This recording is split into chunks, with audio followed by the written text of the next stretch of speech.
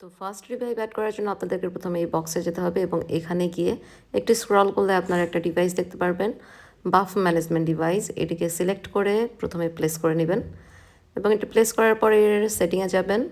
সেটিংয়ে গিয়ে এখানে বাফ লিস্ট দেখতে পারবেন। এখানে ক্লিক করে একটু স্ক্রল করলে নিচে দেখতে পারবেন ব্যাটেল গ্রাউন্ড সার্ভাইভার নামে একটা অপশন, এবং এটিকে সিলেক্ট করে আপনারা ওকে করবেন এবং সেভ করে নেবেন।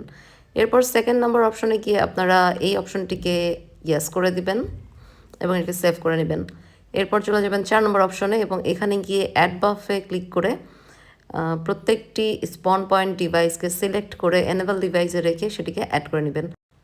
আমার এখানে টোটাল 8টি ডিভাইস আছে, তো আমি প্রত্যেকটা ডিভাইসকে সিলেক্ট করে একটি একটি করে এনেবলে রেখে অ্যাড করে নিচ্ছি। তো এগুলোকে অ্যাড করা শেষ হলে আমরা এটাকে সেভ করব এবং বের হয়ে আসবো, এবং এখন আমরা এটাকে প্লে টেস্ট করে দেখব এটা ঠিকঠাক কাজ করে কিনা।